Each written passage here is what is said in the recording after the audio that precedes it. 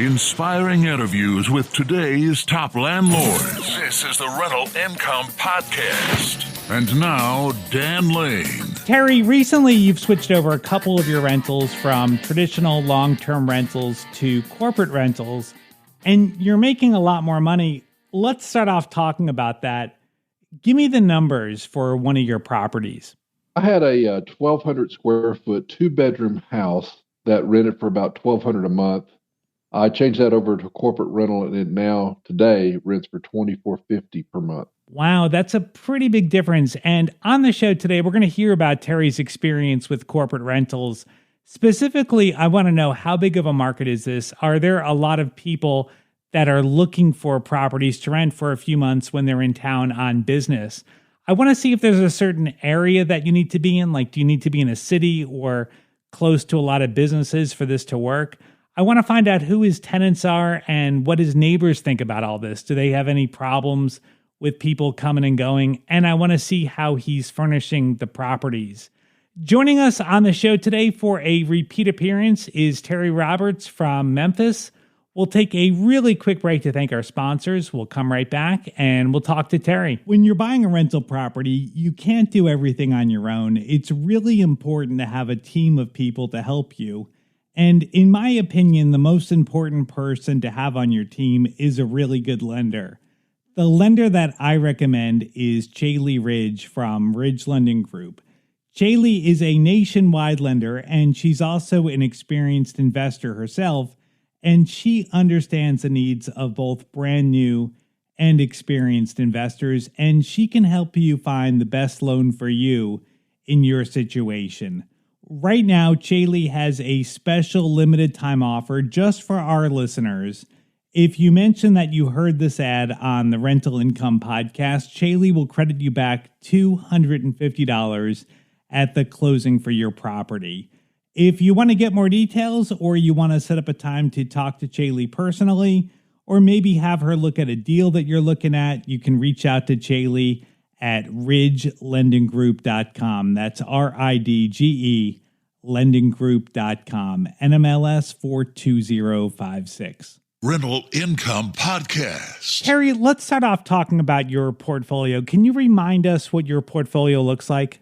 Dan, today I've got 7 rental properties that I own. 6 are in Memphis and 1 is in Mississippi. They're made up of 3-bedroom, 2-bath homes, and then I've got 1 that's a 2-bedroom, 2-bath home. How many of these have you switched over to the corporate rentals? Beginning about 2.5, 3 years ago, I switched 1 property over to a corporate rental. It proved to be so successful that in the last 6 months, I've converted another property to the corporate rental plan. Was there anything in particular that drew you to the corporate rentals? It seems like you were doing really well with the regular long-term rentals.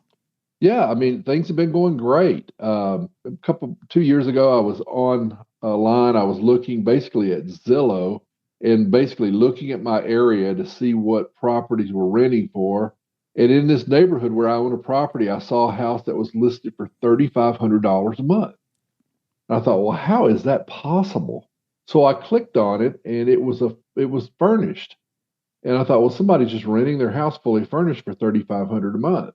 So I took my smallest property that at the time was bringing in about $1,200 a month, and I fully furnished it, put it back on the market, and today it rents for $2,450 a month. And I'll say this, I've only ever had 1 nurse. The bulk of my tenants have been corporate travelers that come here to Memphis for job assignments, and it's been a wonderful pivot for me. I can basically increase my revenue. I feel like I get really great clientele, and it's a lot less work. Yeah, and what a great way to increase your revenue without having to buy more properties. I mean, going from $1,200 to $2,450, it's almost like you bought another property. That's correct. Yeah. I mean, it's on average, probably 60 to 70% more gross income. And I'm just telling you, it's less work. You could take the same property and go over the span of a year And on the corporate rental, when the day comes for that tenant to leave, you basically have your cleanup crew go in and clean it up, which the corporate tenants pay for on the front end. I charge them $250 on the front end. I have my cleaning crew go in there. They clean the property up. Sometimes I have to replace a set of sheets or a pillow top, or something like that. But then it's ready to go, and they're rented the next day. Where on a long-term rental, often have to go in and repair nail holes in walls and roll the walls and minor damages and just from where they hauled the furniture in and out, all those things. It costs a lot more. It's a lot more time consuming and for less money. And you also have that potential for more vacancy because it seems like you're renting the places to a new corporate tenant pretty quickly. Where if you are renting to just a regular tenant, I mean, you're probably going to have some vacancy between when the last person moved out and the new person moves in, right? Yeah, and over the years I've gotten better at it. I start when I find out I'm going to have a vacancy, whether it's long term or corporate rental, I start marketing that property the moment I find out that change is going to happen, and then I try to line up my cleaning crew and any kind of rehab stuff that needs to go on, so that the literally as they're walking out the door, we're walking in to rehab the property. Uh, but I will say this on long-term rentals, I can rehab one of those in a day, no matter what. Where if it's a long-term rental, uh, who knows? I mean, if you have to roll through, a couple rooms and do some minor repairs, it could take days, if not a week. And Sure. time's money. It's Yeah. I'm not real obsessed with it, but given the opportunity to be paid or not get paid, I'd rather I'd rather get paid. Absolutely. Now, when I think of a corporate rental, I'm thinking of a rental in like a downtown area close to a lot of businesses. Is that where your properties are? Are they like in a city area?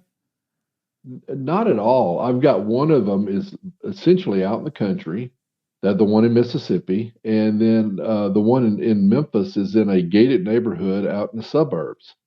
And yeah, I was concerned about that when I first started because I wondered how popular it would be. And again, I think the Airbnb community, they want to be downtown and close to walking distance of restaurants and things like that because people are there for a wedding, a vacation, or whatever they're doing. Where the corporate rental, they just want someplace that's safe and quiet that they can rest and not be bothered. Mhm. And that's exactly what I offer. I would imagine too that there's probably less competition with a corporate rental than with Airbnb. Like there's Airbnbs everywhere, but I feel like I don't see a lot of listings for corporate rentals. Am I right in thinking that, or is there a whole underbelly of corporate rentals out there? Well, they're out there, but I think I've kind of straddled the fence in between what you would find in an Airbnb and what you would find in a corporate rental. And by doing that, I feel like I have less competition. I mean, I go all out to make my property the best it can be, and people appreciate that and they pay for it. The Airbnb space in Memphis is I feel like it's quite saturated. There are people that are making money, but Dan, I retired 2.5 years ago, and when I retired, I wanted to retire. And what I find is that if you've got a real robust Airbnb business going, you go back to work because you're essentially operating as a hotel, and you've got a lot of turnover every 2 or 3 days and weekends and cleanups, and that's just not something that I wanted to do. Yeah, I mean that's a good point. I mean, Airbnb is a lot of work. I mean, you can make more money, but you're definitely earning that money. So for your corporate rentals, how long do the tenants generally stay for?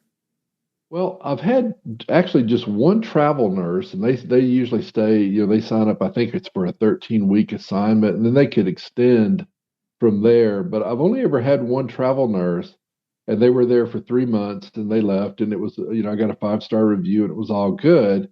But ever since then, I've had a variety of people, whether it be pro baseball players or doctors or uh, people in corporate America with really great jobs that moved to Memphis that their family may still be living somewhere else, and they've got finishing high school and will be there next year and that type of thing. So the average length of stay so far in my two corporate rentals has been 10 months, and that number's going up. Wow. Wow. Yeah. So you're not going to, or it doesn't sound like you're going to a company to find their employees. It sounds like you're going after the employees directly.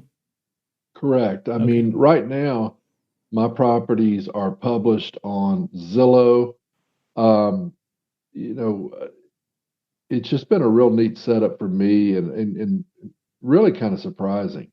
Is there anything special that you need to do to furnish the properties?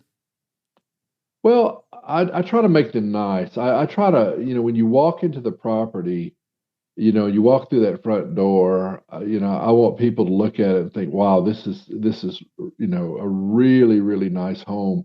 You can spend $3,000 on a couch, or you can spend $600 on a couch.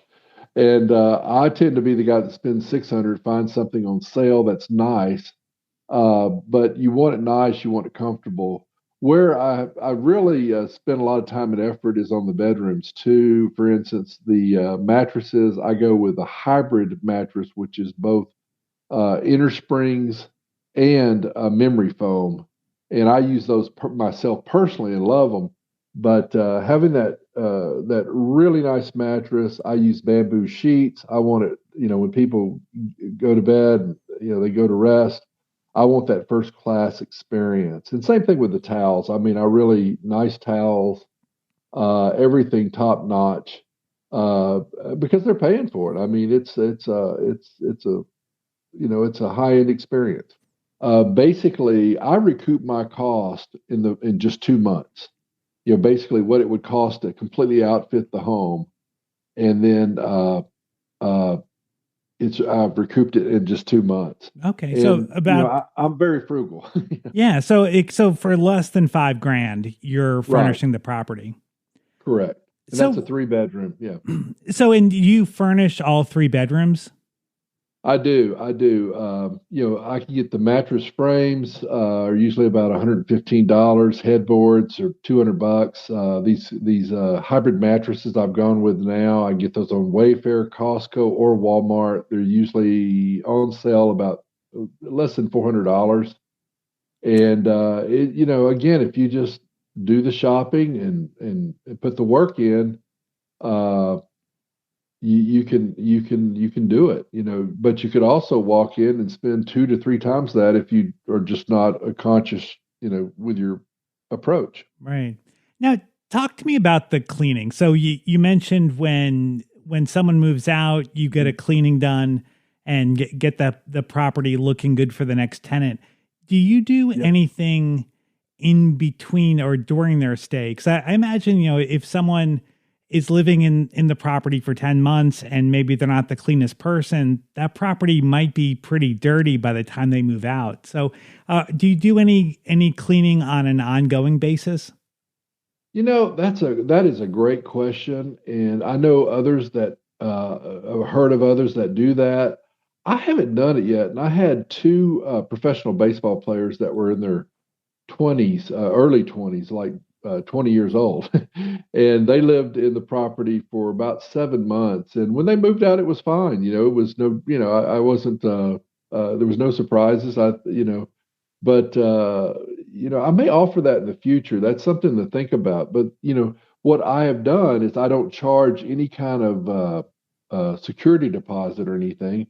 I basically just charge a $250 fee up front for the cleaning. It's mandatory. It's not refundable, and everybody knows that. So when people move into the property the day they move out, and I vet it, I've got a really good cleaning service that'll go in, and I mean they do a really nice deep clean, and then I go in and inspect the property. And like I said, I may go in and replace some towels or a sheet set or pillowcases or something like that.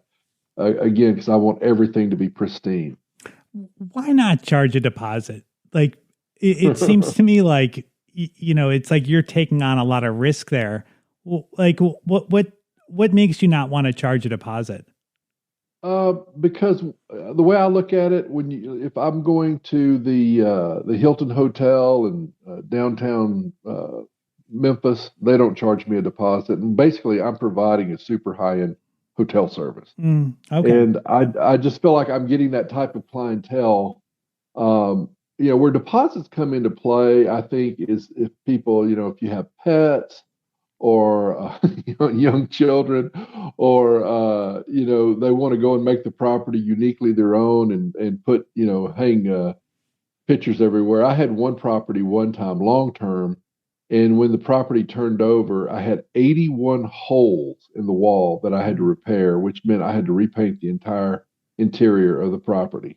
Wow. Wow. Yeah. So you haven't ran into anything like that. It's just been when someone moves out, you get a good cleaning and then the Right, property is back on the market. right. Does anybody want to see the property before they lease it, or are they leasing it based on the pictures? Everybody has basically rented it just based on the pictures. I'd say sight unseen, but they are able to go online and see the pictures. And what I've tried to do is really up my game on the pictures. When I first got into the rental property business, I would just run in there with my cell phone and snap 12 pictures and throw them up on Zillow, and they were dark and they they were, you could basically see that it was a house, but it's funny. My wife has taught me some things. Most people always want to feature the front of the house first, showing a picture of the outside. I never do that. The first picture you see of my properties is always, if it's open concept, it's always like the living room kitchen. Yeah. If it's not completely open concept, it's always the kitchen. And Yeah. she tells me that the wives base their decision on the kitchen, and she, I mean, she's been 100% right. So Yeah. we get professional photographers. I do video. Virtual tour is on there now, and it works out great. Have you had any problems with the neighbors that maybe they don't like different people coming in and out all the time? Has that been an issue at all? See, that is a great question, and that's where you really run into trouble from an Airbnb standpoint. Being a corporate rental, that's they're always more than 30 days, and like I said, mine are averaging 10 months. I've not run into that problem. Now, one time I had one of the neighbors make a comment, to me that I was running a hotel, and I said, "Well, uh, I'm sorry that you don't like this doctor and his wife that are living here." I mean, they, it's really top-notch clientele. And since my average length of stay is more than 10 months, I really haven't run into any problems. You mentioned that one of the properties is in a gated community. I imagine that's probably in a homeowners association. Has the homeowners association had any problems, or was that something you had to look at before you decided to do this? Well, Dan, in this particular neighborhood, I'm actually the HOA president, but in saying that, we do have rules, and while you can't have rental, you can have a rental property. They do not allow Airbnb, but since it's a corporate rental where the length of stay is more than 31 days, it does not qualify for that. So, we've been fine with it. Like I said, at that particular property, I've had one tenant that stayed there 3 months, and then ever since then, it's been almost a year, up to a year or more. So overall, the corporate rentals, it sounds pretty hands off. It doesn't sound like you're doing a lot of work. Just coordinating the cleaning between tenants. Is there any downside? Is there anything that we're missing that is maybe a little bit of a hassle? There's nothing that I can really think of, and I honestly, Dan, spend 15 minutes a week on it. It really is not. Yeah. See, that's one of the things when I retired 2.5 years ago, I didn't want to go back to work. So I've tried to create a business where I could have this revenue stream. Now, granted, it was a lot of work getting these houses remodeled and get them to the position where you could rent them. But then after that, it's basically just cash flow and appreciation and being able to take the depreciation on your taxes. Right. I mean, it seems like a pretty good strategy you have. Do you see yourself switching over more of your long-term rentals to the corporate rentals, or do you like having that mix of different types of tenants? Today, the way I feel about it, and with the economy and what's going on in the world, I haven't had a lot of turnover in my long-term rental clients. But the first house, I don't care which one it is, the first one that does turn over, I'm going to convert that to a corporate rental. I've got 7 houses. I could see, who knows? We may have this call in 2 years from now, and I have 7 corporate rentals. Right. I'm very enthusiastic about it for the reasons we talked about earlier. If you want to hear more from Terry, you can check him out on episode number 370. That episode is titled Buying Rentals with a HELOC and then Paying Them Off with Rents. Very interesting strategy that Terry used to buy his rentals and also to have his tenants pay it off for him. If you want to check that out again, that's episode number 370. It came out on June 7th, 2022. I'd like to thank today's sponsor for making this episode possible. It's Chaley Ridge from Ridge Lending Group. Chaley is a nationwide lender, and her specialty is helping investors finance rental properties. She has a ton of different loan programs, and if you're looking to buy a rental property, she can definitely find something that'll work for you. And if you have equity in some of your properties, this could be a good time to refi, take out some of that equity, and continue to grow your portfolio. If you want to talk to Chaley to go over your individual situation and see if she can help you, you can find her at ridgelendinggroup.com. That's RIDGE, lendinggroup.com, NMLS 42056. And be sure to bring up the promotion she has right now. If you mention the Rental Income Podcast, she will credit you back $250 at closing.